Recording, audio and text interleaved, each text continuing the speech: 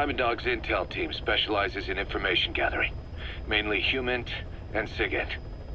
They plant scouts and moles in the field.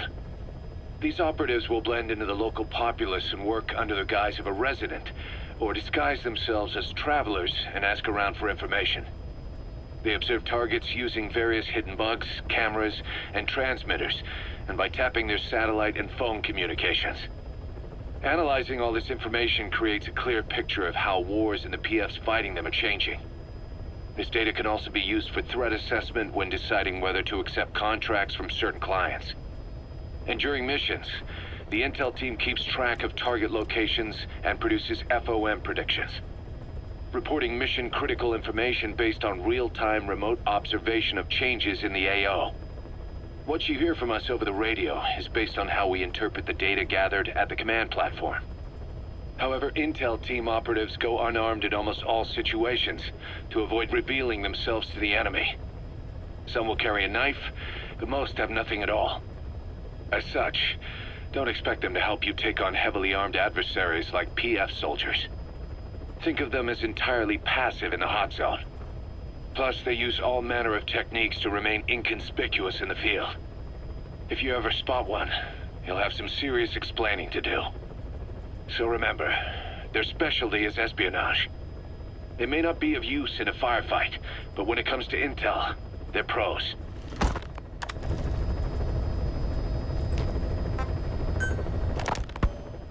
DD makes a pretty good partner, huh, boss? Too early to say. Yeah? Just seeing him come back makes me real proud. What breed is he? He's not a husky. You're right. Siberian Husky is a cross between a Spitz-type dog and a wolf. I think DD might have some wolf blood in him, too. He isn't just smart. He's also shown remarkable judgment. If he doesn't do what you want him to, he's just doing what he thinks is right in the situation. And he's steady under fire. Remember, he's no lapdog. But learn his strengths, and you'll understand each other soon enough. You'll make one hell of a team. Ocelot. Why'd you take it upon yourself to train him? Huh? Why? Yeah. When's the last time you heard a wild cat raising a dog? I have an eye for him. I knew at first glance he'd make the right partner for you. Huh. And I figured it was about time he got out into the world. So you passed him off on me? There, you see?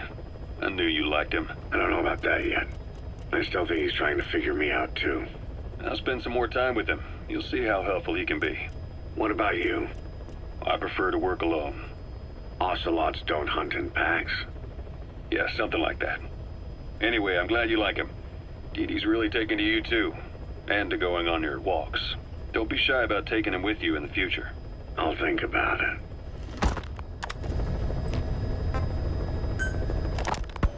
Look closely. Those are the symptoms of the infection on Mother Base. The blisters on the body were full of tiny worms. Parasite larvae, most likely. But we couldn't find any adults. It doesn't seem to mature in the body, like a spargatum. We don't know the root of infection, or what causes symptoms to develop.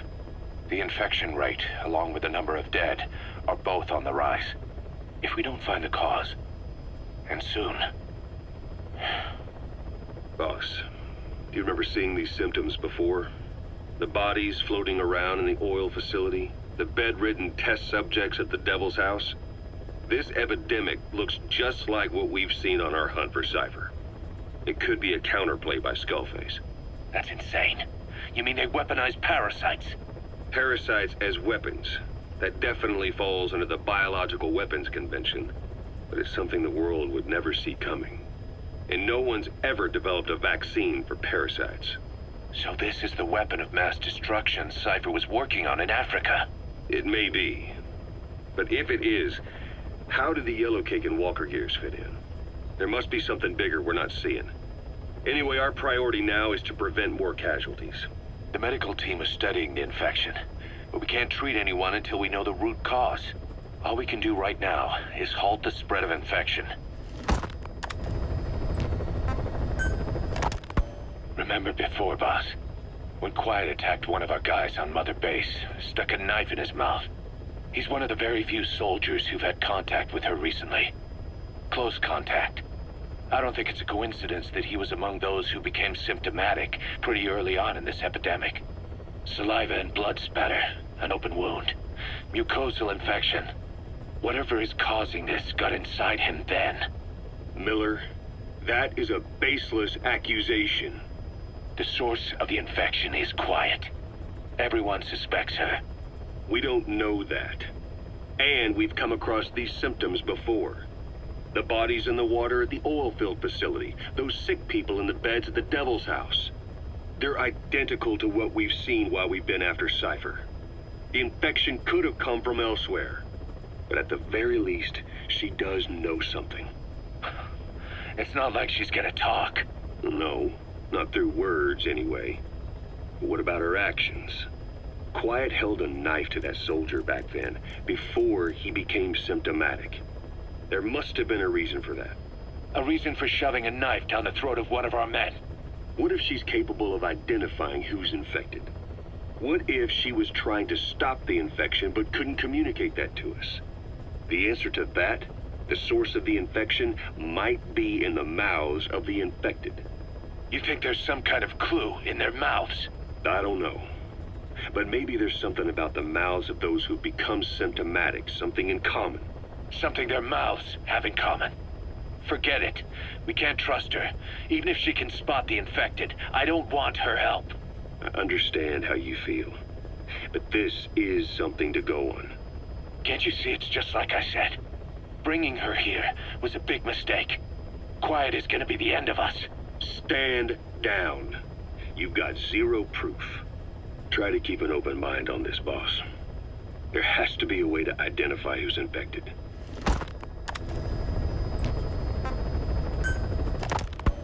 Snake, do you remember Amanda? Yeah, I do. Their revolution was a success.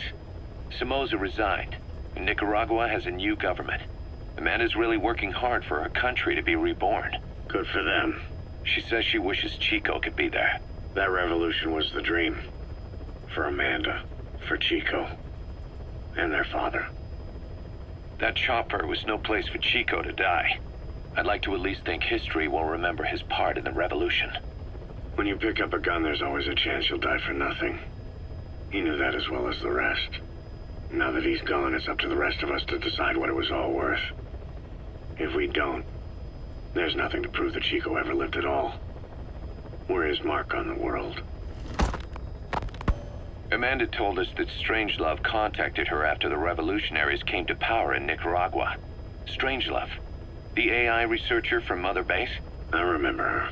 We'd lost touch with her, till Amanda heard from her out of the blue.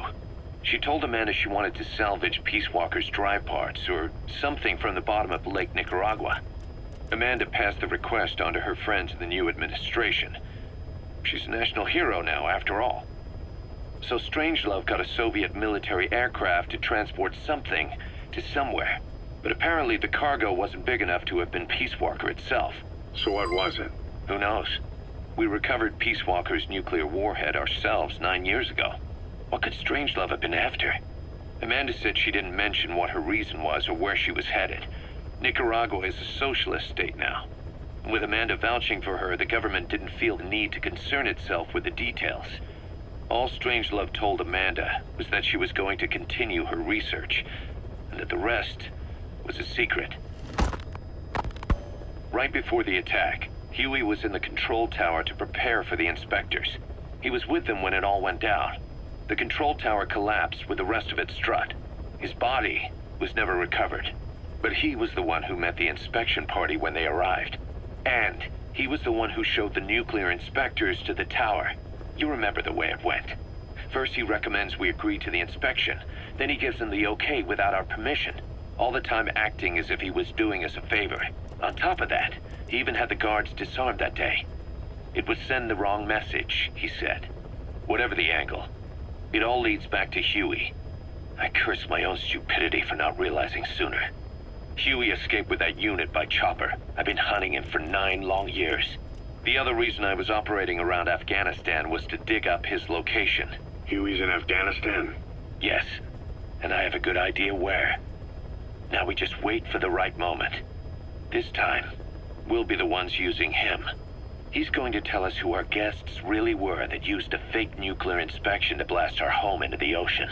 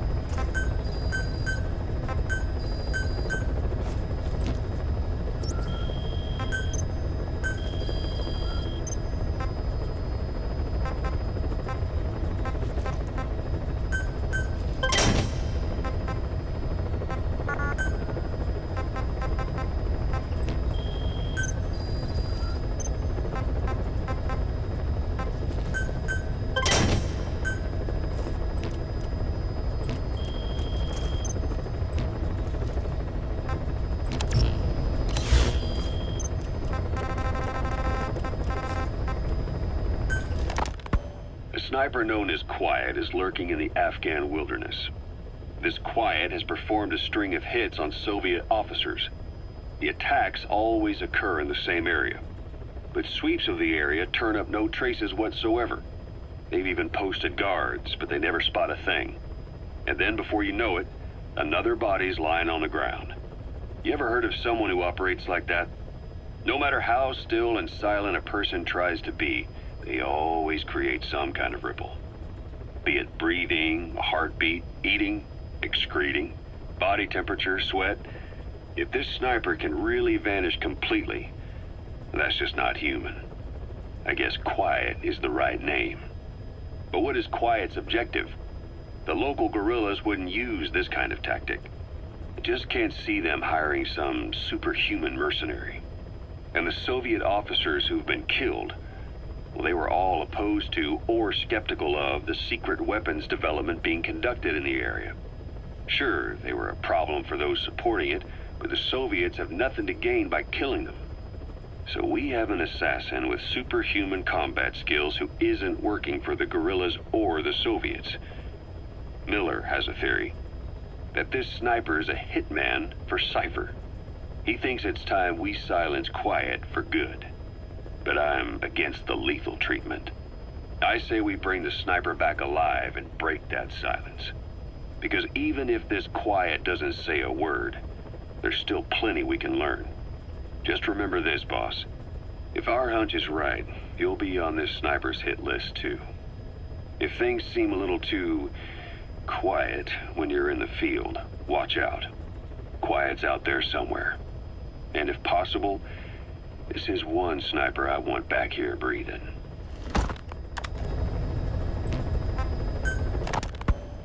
When Quiet first came here, she demonstrated her marksmanship against that enemy fighter plane. It showed she was much more than your everyday crack shot. Hitting a moving target from 600 meters is a challenge, but it's possible with the right training and equipment. But shooting down that missile, that's a world apart from taking out a soldier on patrol. The chopper and the missile were in motion, meaning different vectors at high velocity in three-dimensional space, and she shot an unguided bullet that had to fight air resistance and gravity.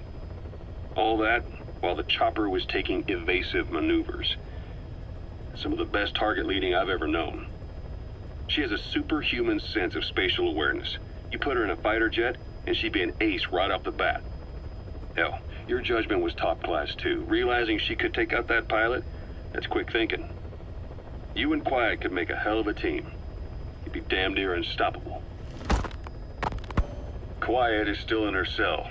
Only a few staff are authorized to go near her. She hasn't tried anything funny, but that's what bothers me most. In particular? What does she have to gain by coming to Mother Base? I first thought she was under orders from Cypher to take you out. She didn't manage it in Afghanistan, so round 2 happens here. So I lighten the guard. And that lock on her door is a joke. You gave her an opening. And? Well, she hasn't killed you yet. And I hate to say it, but she's had plenty of chances. You made me the bait. Poisonous bait. What better? Anyway, she didn't bite. Quiet is keeping her silence. So I'm left with no idea again what she's doing here. We tried communicating with her through writing. That didn't work either. Whether she's illiterate, dyslexic, or just plain stubborn, she won't cooperate. I just don't get it. If she tried to contact the outside, it'd be picked up by our counterintelligence net. But it's clean. There's no sign she's had contact with the staff, the base facilities, nothing. She's almost got the men wanting her to try something, just to find out what she's up to. And she's in there putting on the failed soldier look, all downcast eyes and defeated sighs. But she doesn't kill herself. She can't be trying to leave Cypher and surrender to us. So what's the verdict? This may sound optimistic, but here's how I see it. Quiet came here to fulfill some objective. To kill you, maybe to destroy Diamond Dogs. Whatever it was, before she could do it, something changed her mind. Yes. When I look at her, I sense hesitation. You think she'd betray Cypher? Can't say for sure. I prefer the ones that talk. Anyway, we'll keep her under watch. And we're also looking into those special abilities of hers. You'll be the first to know if something comes up. Why not look in on her yourself once in a while? Right.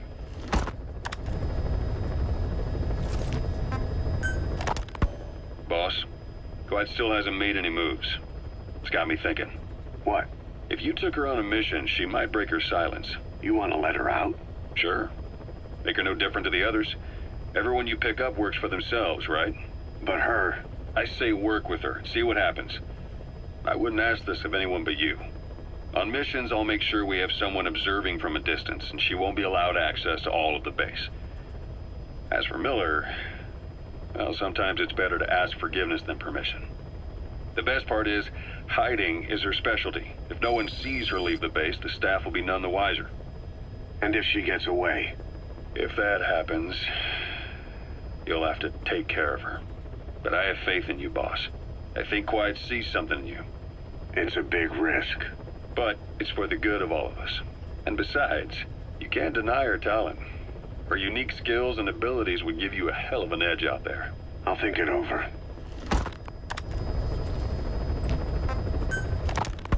How long are we gonna keep that woman here? You mean Quiet? My personal feelings aside, she's putting everybody on edge. You should hear the stories. I got sick from just standing guard at her cell. I won't stand on the same platform as that witch. She hit me for no reason. What is this, a private army or a kindergarten? The thing is, they're all serious.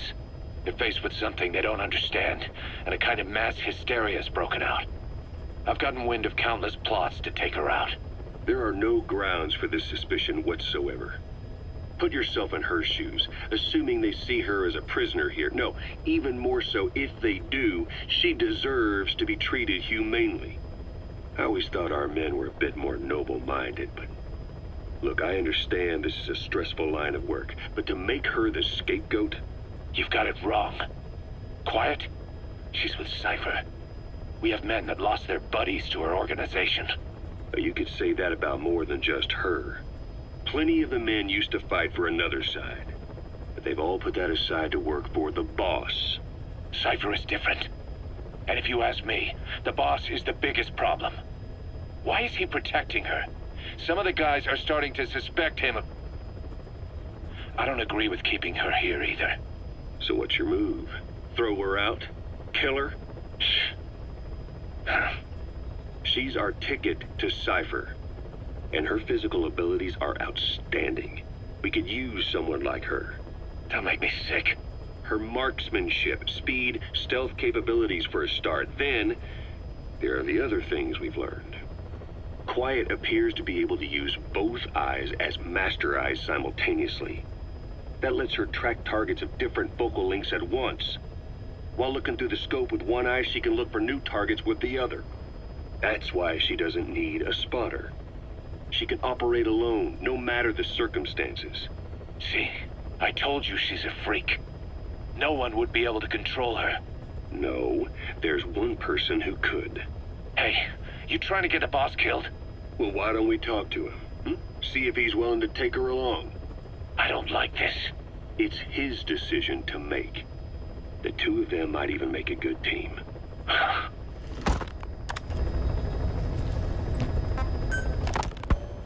Where is she? You mean Quiet? In her cell, of course. Why did you send her out with the boss on that mission? She proved herself well enough, didn't she? The boss sure knows talent when he sees it. That woman will never be one of us. She's targeting him. Don't forget, we do owe her one. What's that supposed to mean? Remember what happened when she first got here? She shot down the aircraft Cypher sent after us.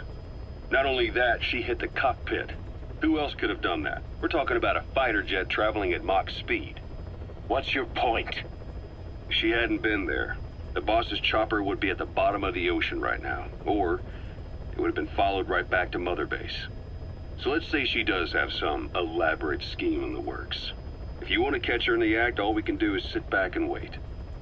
On the other hand, if she swears allegiance to the boss like our other Fulton recruits, he couldn't ask for a better partner. She's got you fooled. I have eyes on her. If she tries anything, she'll regret it. We lose nothing either way. Boss, we've gone over the prisoner transport log you found. Quiet was grabbed by the Soviets and moved to Lamar Khatte Palace. They lost a lot of men to her. Can't blame them for wanting payback. But why did she just let herself get captured? I think it is time you knew. Quiet was carrying vocal cord parasites. The English strain, to be precise. The third English pair. Skullface was using her as a vector. An ace in the hole if his assassination plan failed. I knew it. But Quiet chose not to speak. She told me the situation in Diné, Navajo, the only language to which the parasites do not react. If you found out, she could not remain among you. And yet, she refused the Wolbachia treatment. Why? Because part of her still wanted revenge. Against you. Revenge against the boss? In order to stay here, she took a vow of eternal silence. But then, that sudden mutation showed this was not enough. As long as the parasites were inside her, she could not predict what might happen. And that's why she took off, sacrificing herself to make sure the English strain died with her? Maybe. Or maybe she only wants to infect the world. Whatever her plan, we can't let her go free. The vocal cord parasites are the last of Skullface's legacy. It's up to us to erase it. Boss, the targets are Quiet and the English strain she's carrying. Your objective is to extract her. But if worst comes to worst, she may have to be eliminated.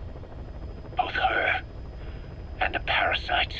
We don't know for sure what Quiet's up to, but we need to secure her ASAP.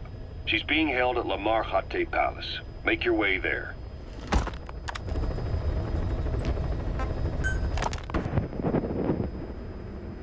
I did not choose to be quiet. I wanted to express my feelings to you. If only we shared a common tongue.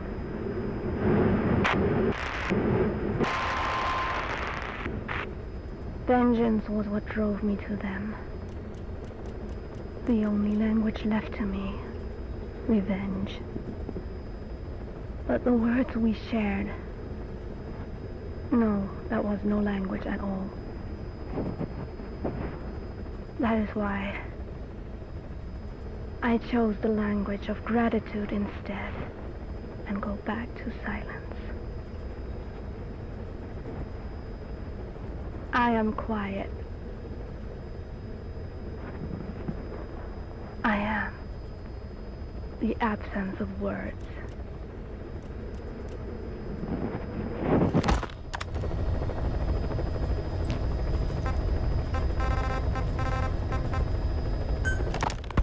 It wasn't just Cypher. Back in the Caribbean, every eye in the world was turned on us. A private army, just a bunch of guys with guns, in possession of a nuke? Why wouldn't they be uncomfortable? And that's why you made sure the inspection happened. Well, I thought our best move was to prove to the UN through the IAEA that we had no nuke. Of course, I was against us having it in the first place, but that was Snake's decision. The boss wasn't responsible. Well, don't get me wrong, I still believed in Snake. I thought I was making the best decision for all of us, that's all. I figured we should get a third party to exonerate us before proof of the nuke did get out. And who better to do that than an organization with international authority? So the truth is, you took it upon yourself to agree to an inspection arranged by the UN. Only the inspection was a ruse, and Cypher's strike force, XOF, showed up instead. I had no idea that would happen. Enough bullshit! Oh, sure, like I could have known. You know, I was just trying to prove our innocence to the world. What's wrong with that? We're not interested in the excuses you've thought up. The truth is objective. Just see it from my point of view. You led XOF to the control tower. They seized it, giving them complete control over the base. Moments later, they detonated C4 on the strut legs. Anyone who'd managed to survive was hunted down by the assault force and their choppers. You can't believe I did that on purpose. That was the end of Mother Base. But it wasn't the end for you. How can you... Look, think about it. I lost something too. I built Zeke and it got buried underwater. I am a victim. That raises the big questions. Why were you the only one spared? You got away without a scratch. Why did Strangelove leave the base on the eve of the inspection? You two were close. Strangelove? And how did you manage to build something that surpasses Zeke in every way? Because you did everything they told you. You're the only one who didn't lose a thing. That is the truth. I was taken away against my will. Skullface forced me to do his research these past 9 years. He used me. I lost 9 years. 9 years. We all lost 9 years. It wasn't just you. I suppose blaming me makes you feel better, does it? But who's gonna give me back all the time I lost? You're not getting anything back. You're not a victim here, Emmerich. You're the perpetrator. I didn't know anything. Nobody can back that up. Yeah, all the evidence is at the bottom of the ocean. You know the hardest man to break. The type who's fooling himself. That takes time. It's easier to live a convenient lie than a painful truth. Is that the piece you've chosen, Doc? I'm not lying. Of course. Just let me check one or two things. On that day, you were in the control tower with them. Lucky you. That's how you got out unscathed. And you escaped on one of their choppers. Only you, right before the base went under. They had me blindfolded the whole time. I've never been so scared. The whole flight, I thought they'd kill me. But thinking of you kept me going. My comrades, all the way. And? There was a plane journey, and then we traveled by road. When they finally took off the blindfold, I was in kind of a warehouse, on the floor. Afghanistan, it was that research lab. I couldn't believe they'd taken me halfway around the world. And soon enough, he came. Skullface. He's the one who's really behind that Mother Base attack. He forced me into that research. What kind of research? He told me to build a bipedal walking tank for the Soviet Union. Like Peace Walker. A system that could fire an ICBM-class nuclear weapon. That's how the Sahelanthropus project got started. Sahelanthropus. Those AI weapons I'd made in Costa Rica were like toys by comparison. A whole world apart from reptilian four-legged crawling and that ridiculous hunched-over bipedal waddling. My design evolved to the dawn of mankind. Sahelanthropus, the first steps towards humanity. An upright bipedal weapon system. Originally, Sahelanthropus was going to be a manned weapons platform. I designed a cockpit in its head, and I planned to fill it with water as a buffering agent. Like how Paz modified Zeke for human control. Don't compare me to some amateur. I designed it for human control from the beginning. The problem was miniaturizing the posture control AI. You remember the reptile pod? The AI that controlled your unmanned weapons. Attaching it externally makes it vulnerable, so this time I wanted it beneath the armor. Meaning I had to make the AI smaller. I got it down to less than 1/10 the size without any loss in computation speed. But it was still too big for the cockpit. There wasn't enough room for the pilot. If I made the head bigger, its body would have to be bigger to support it. Too big to be practical. In the end, human piloting was taken off the table. I tested a remote control system too, but there was the time lag and I wasn't satisfied with its precision either. Plus, it would be useless if the enemy jammed it. So next, I went back to trying an AI-only system. To do that, I had the AI pods recovered from Nicaragua.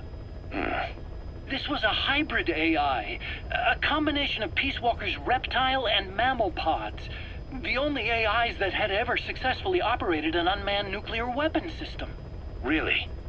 You'd need some help to get that working. Expert help. Did you work with someone? I worked alone. You did that yourself? Well, that's the thing. The AI didn't pan out in the end either. But I did finally get Sahelanthropus walking by folding over its upper body to lower its center of gravity. The first upright bipedal locomotive weapon system in the history of mankind. I guess technically it falls into the anthropoid ape category. I don't see the benefit of having it stand taller. On terrain with significant differences in elevation like Afghanistan, you need a body that's vertically adaptable. That also lets it attack from long range while using mountain ridges for cover. So, making it walk upright was the most important factor in giving it superior height capability. As the name suggests, that was the whole point of Sahelanthropus. But I was being pushed for results. Having the AI mounted externally would have been the fastest way to get it working.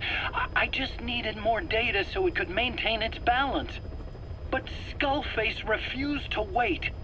He dismissed the idea of AI control and took Sahelanthropus away from me before I could finish it. But it was walking when it came after you. That's just it. I don't understand how Skullface got it to move upright, without a pilot or an AI. And walking at that speed, too. It's beyond anything I could have imagined. This is like the Wright brothers making it to the moon. I'm just as clueless as you are. So this Sahelanthropus, where is it now? I have no idea. All my experiments took place at that cave. I've never seen it anywhere else. Besides, it's still just an incomplete prototype at this point, and nothing but a paper tiger. Even if it can walk, it's far from being a viable weapons platform. It wouldn't be useful in actual battle. Emmerich will remain here at Mother Base for now, but not as a member of Diamond Dogs. I still don't trust him. That work for you? Fine by me. He can't be allowed any contact with staff either. Yeah. A lot of the guys would love some payback for 9 years ago. We still need him alive. But we have to restrict his movements. He can only go where we tell him. And of course, the interrogations will continue. He worked for that skull bastard for nearly a decade. He still has more to tell us. How long are we gonna press him? If our investigation shows he really had nothing to do with the attack, we'll reconsider his place here. But I don't expect that to happen. Remember that water tank-shaped object in Emmerich's lab in the Soviet base camp? The thing that started talking to you like a possessed answering machine. That was a pod built for housing the AI used to control unmanned weapons. You remember, back in '74 in Costa Rica. It was in those machines you fought there. They were designated Pupa, Chrysalis, Cocoon, and Basilisk, and each of them was fitted with an AI unit called a reptile pod. Emmerich created it. It mainly handled the machine's posture control and autonomous behavior. But the Basilisk, aka Peace Walker, also featured a second AI pod. That one was called the Mammal Pod, and it was created by Dr. Strangelove. She tried to recreate the boss's personality through the Mammal Pod, but you pulled out its memory boards. That's when it transferred its own functions to its reptile pod. Just like a human brain compensating for damage by using the remaining healthy parts. The result was a unique entity, a hybrid of the reptile and the mammal. It sank to the bottom of Lake Nicaragua with Peace Walker. But apparently they salvaged it and transported it to that lab. Don't let it deceive you, Snake. It may sound like the boss, but it has neither a personality nor a will. Like Emmerich says, it's just a machine. You called that thing Sahelanthropus. Where does the name come from? Well, several years ago, an excavation team discovered a hominid skull in the Sahel region. Central Africa, the Southern Sahara. Cypher gave the specimen the name Sahelanthropus, Man of Sahel. And then they covered the whole thing up. Why? They probably wanted to monopolize information about human evolution to have a head start in their genetic research. At least, until they had an idea of what they'd found. It was that big of a discovery, huh? Sahelanthropus was a gracile hominid, estimated to have lived about 7 million years ago.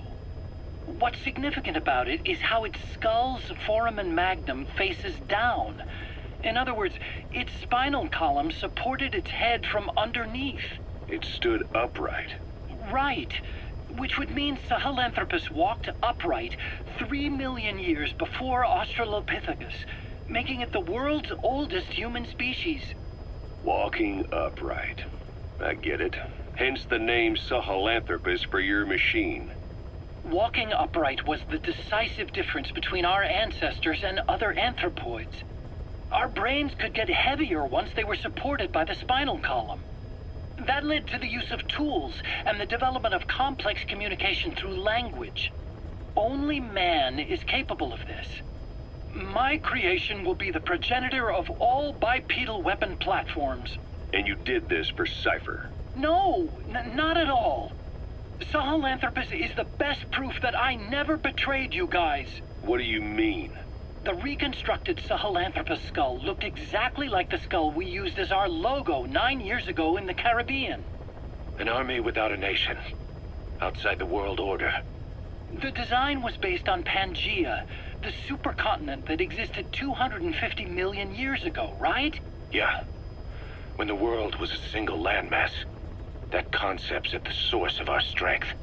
I felt the same way about Sahelanthropus. Sure, I was forced to build it under their orders, but I always wanted to put its technology back in our hands someday. That's the reason I incorporated the old insignia into Sahelanthropus's name. Don't you see? That's how much I was thinking about you guys. Oh, I see, all right. I see someone desperate to cover his ass. You can say whatever you want after the fact. But that skull also symbolizes somebody else. Skullface. Snake, you finally came. Just don't record this, okay? I'm not recording anything. What's this about? What I'm about to say stays between you and me. It's about the weapon to surpass Metal Gear. You know a researcher by the name of Clark? He works in the biotech industry, real advanced stuff. His area is bioengineering, but lately he's also gotten into genetic research. Never heard of him. Well then, what do you know about cloning? I think I've heard enough. Hold on, this is important. Cloning lets you create a genetic copy of an organism. You take the nucleus of one of its cells, and you swap it with the nucleus of an unfertilized egg from another member of the same species. They started out working with plants, but since then they've had success with other organisms, including mammals. It's a hot area for a lot of places right now. Corporations, universities, research groups. There's no shortage of scientists out to get famous and patent their work, with morality taking a back seat. Isn't that a little outside your field? It's got nothing to do with my research. But I thought it might be of interest to you. Cloning, and Dr. Clark, I mean. Go on. Now, this is really highly classified stuff, but I've heard that an American biotech company has successfully cloned a human being. What's more, it happened over 10 years ago, and the researcher behind it was Dr. Clark. You've really never heard of him? I don't meet many doctors. This Dr. Clark is a complete ghost, even to others in his field. His age, where he comes from, that might not be his real name. And I can't even say for sure he's a he. Clark's employer, ATGC, its company motto is embracing your hopes, preserving talent. What does this have to do with me? Cypher. Dr. Clark works for ATGC, and they have connections to DARPA. Cypher couldn't function without the communications network DARPA's built, meaning Cypher has to be a part of the Pentagon, or at least the two are joined at the hip. DARPA is a driving force behind human cloning. It's a pretty high priority project for them. And this Dr. Clark, some say he's a pivotal player in Cypher. But that's not all. Every cell nucleus in an organism contains the genetic information for that organism. Think of it as a blueprint for life. Clark appears to be working on how to decode this information and rearrange it at will. If you could do that, it would mean being able to custom design human beings for specific purposes. Can you believe that? Suppose for a moment that this is all fact. A man of your talents, if your genetic information died with you, that would be a terrible loss for mankind. But what if mankind could preserve you for future generations by cloning you? All right, enough. I get the idea. Look, I know it's inductive reasoning, but this weapon to surpass Metal Gear they're developing in Africa, I believe it's something that uses this new technology. Speaking as a fellow scientist, it chills me to the bone. That's rich coming from you. If genes serve as our blueprint, then I wonder if they include an impulse that drives us to tweak the design. Can you imagine that? Genes, encoded with information that wants its children to decode it. Is life itself putting the direction of our next evolution in the hands of scientists? I guess it would take some real arrogance to believe that. And yet, it could be what Cypher's after. I think you're barking up the wrong tree. But that was an interesting story. It'd make a good movie. You have to believe me. Where'd you hear all this anyway? Where? I just overheard it in bits and pieces while I was forced to do that research for them. Right. Wait a minute. Look, I want to help you. I want to be of service here. I'm risking my life with this. Is that so? Maybe it's time we brought someone else into the conversation. No, not him. Not Ocelot. You can't do this.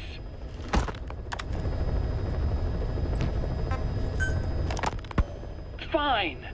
Yes, Strangelove was doing AI research in that lab. Why hide that until now? Why? Okay, so what? I wasn't working alone. You've got to understand. You do understand, right? I didn't want to drag her into this. It's my load to bear, alone. So you didn't create the AI intended to drive Sahelanthropus. It was Strangelove. Skullface was never in favor of AI control. So naturally they argued. Strangelove, she got him angry and he killed her. How? You didn't see it? So you found her inside that pod after the fact. And you just left her body to rot in there. Or perhaps you put her in there afterward. I asked him not to take her away from me. So she was killed by Skullface, but you asked nicely, and he put her body in the AI pod for you? That's right. Pathetic. You know, we have another idea. That you killed her. Me? I couldn't kill her. You killed her and locked her body in the pod. I wouldn't. Don't treat me like one of you. I can't just kill anyone whenever I feel like it. I'm a normal human being. Oh, I see. So you just shut her inside and waited for her to die. I would never do that. What, you mean she killed herself? Yes. She climbed inside that pod and shut the door. It can't be opened from the outside. It was suicide. Suicide, I said. She killed herself. She got in when I wasn't looking and suffocated. She'd often try to do things like that. By the time I realized and opened the door, she wasn't breathing. I got scared and shut the pod again. I couldn't bring myself to open it back up. That's right. Me? Kill her? What is wrong with you? I see. Just tell me one more thing. Haven't you gotten enough today? Okay, I see it's a painful memory. You don't have to answer, just listen to the question. You see, we examined her remains. She had a scar on her lower abdomen, a surgical scar. It had been stitched up and had fully healed, meaning it was long before her death. She had a child, didn't she? Your child. Where's the kid? How should I know? So there is a child. I've never seen his face. What do you take us for? They took it all. Even my child. I didn't even know he'd been born. I lost everything. How old would he be? It's 4 years since then. And you know it's a boy. Strangelove said so. And his name? We called him Hal, even though I never saw his face.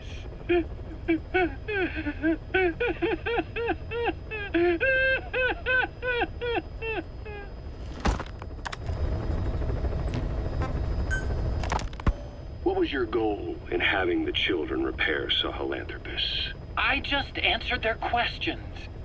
I had no idea they would actually try to fix it. I mean, can you imagine a child piloting it? Oh, sure, easily. It wouldn't work. Well, I bet it's just like riding a bike. I said it didn't work. Who did you try? I didn't. Did you put your son in it? We never did that. His name was, Hal, wasn't it? I thought you said you never saw his face. But you made him pilot Sahelanthropus. You used him in your experiments. He wanted to get in. It was such a short time we had. So he was with you. We were happy. You're still happy now. Changing your lies to suit the listener and getting by slipping through the cracks. Building layer upon layer of convenient stories until nothing means anything to you anymore. You're happy all the time because you don't even notice you're doing it. Think hard. Who are you really? You're not a victim, and you're not the silent majority. You're a perpetrator and a petty hypocrite. The real world doesn't make you suffer. It's the other way around.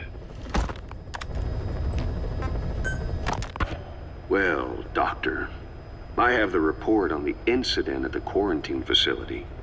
Assuming the vocal cord parasite underwent a mutation. The only plausible explanations are exposure to some high-concentration mutagen or radiation. As you know, some of the staff at the quarantine facility were infected with the parasites. The Wolbachia prevented them from copulating, but the parasites themselves can't be removed from their host's vocal cords. Once you're infected with Skullface's parting gift, you're stuck with it. The researchers regularly used X-ray equipment to monitor the parasites in their throats. No problem there, they kept a close eye on the radiation doses. But that equipment didn't just give off X-rays. It was also emitting beta rays. Even though that's unnecessary for the scans. See, beta rays have far worse effects on DNA than X-rays. Meaning the only logical conclusion is that someone added in a beta ray emitter to trigger a mutation. Those beta rays leaked out from inside the equipment. Because the emitter was retrofitted, the shielding was inadequate. And the person who ordered and inspected the equipment was you, Doctor. That makes you the only person with the opportunity to install that emitter. So now you're saying I sabotaged medical equipment for some wild plan to make the vocal cord parasite kill everyone? Or maybe you thought it'd reveal a way to treat the parasite without using the Wolbachia. With that much to barter, I suppose some people would welcome even a pathetic cur like you. Just stop it! You'd have no shortage of buyers, but most would be happy with just the parasite. You wouldn't need to offer anything else. However, if that buyer already knew about the parasite, they'd also know that by itself, it's no longer the ultimate bargaining chip it once was. To sell to that buyer, you need to throw in a bonus. A way to one-up it. There's only one buyer who'd be after that. Emmerich, We record all communications on Mother Base. That includes radio transmissions to and from homemade devices. You've been in frequent contact with people in America. A private biotech company. A client of which is DARPA. And they are connected to Cypher. You made a deal with Cypher. You offered them a new parasite in exchange for your safety. This is the only place in the world where the vocal cord parasite still exists. And you used it as a testing ground. Tried to resurrect their bioweapon. But your plan to obtain the parasite has failed. Your bullshit ends now. And don't think you're leaving here alive.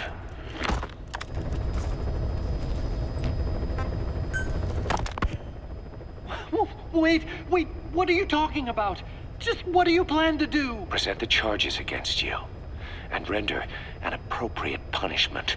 You're gonna put me on trial? Call it what you like. What's the meaning of this? Out of here, all of you. Back to your posts. No, hang on. Huey has killed their comrades and interfered with their lives. They've had all they can take. Kill that son of a bitch! Kill him! Stop! This is insane! You have no evidence whatsoever. You say you're an army free from government. You talk big about being a nation unto yourselves. But from the outside, you're just thugs, rebels, a militia, terrorists, an unhinged threat to society. You're nothing but a bunch of psychopaths. So you're not with us? No, I didn't... I thought we were on the same side. That's too bad. I didn't... Men, you will have justice. But our organization, the boss's organization, is built on order and reason. There will be no lynch mob. So stand down for today. We will gather all the evidence of this man's crimes. And then he will be tried. Dismissed. What do you think you're doing? Go ahead and execute me. It'll be murder in the eyes of the world. You've lost your minds. Don't you get it? You're seeing phantoms. Just look at that dog. No, you named him D-Dog, but it's obvious anyone could see that's a wolf because you're all a bunch of wild dogs. You wanted to believe he was too, to feel some connection, to fight your loneliness. You wanted something to cling to prove you deserve to be alive. You wanted to forget the death, your sins, so you'd cling on to dogs, or wolves, or even Big Boss. The boss is the same, isn't he? Every one of you is alone. That's why you suspect your own. I know, because I do the same. I'm one of you too. Alone.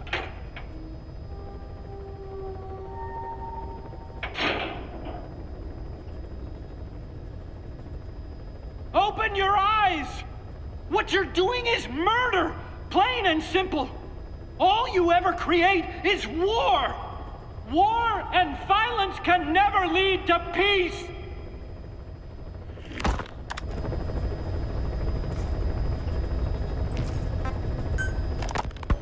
The R&D team's going to take over Emmerich's work.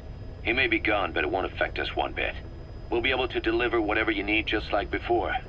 You can depend on that. One other thing. I'm tracking his whereabouts. Nothing to report at the moment, though. Let it go. He's gone. The guy's gone. I know. I just want to be sure. Not like I'm losing sleep over this son of a bitch. Open this thing! Huey! Damn it, Huey! Open it now! Please! Let me out! Kill me. Kill me!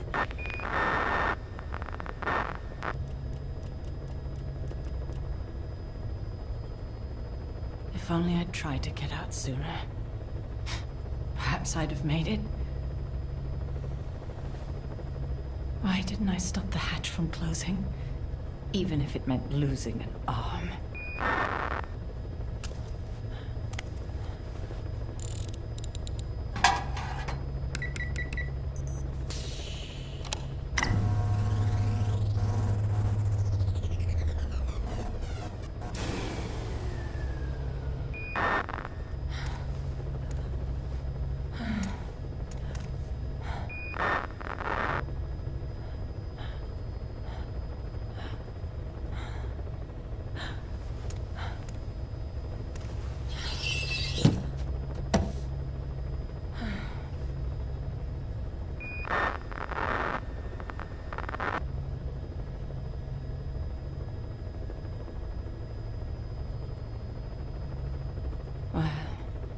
guess I'll stay a while. My voice is so distant.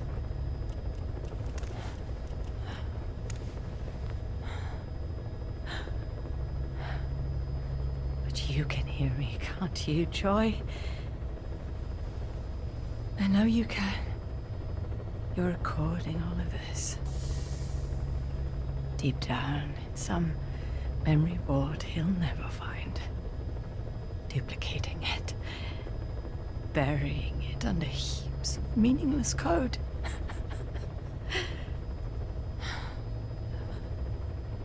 Anyway, I guess I can say what needs to be said.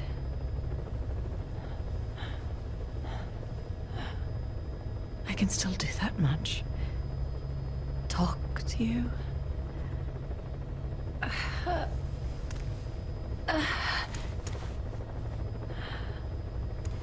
Even if I can't face you.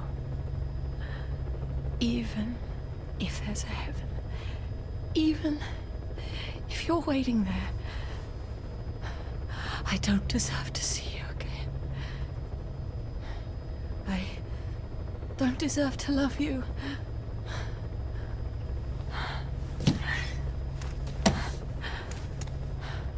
I signed up for Zero's plan. Even now that he's halfway to dead, his plan lives on, leeching away at the world. And it took your strength to make it happen.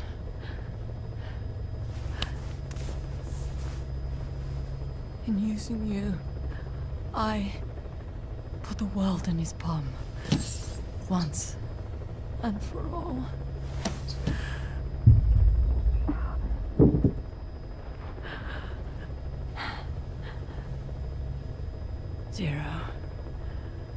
Zero, or whoever it is who's taken its name. They found me after the Caribbean. They made me simulate his will, so that even after the body was gone, that will would keep the world turning the way they wanted.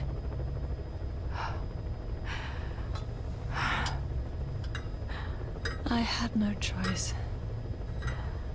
They dredged Lago Corsibolca, pulled up your phantom, forced me to revive and modify you. I thought I could bring you back, but in the end,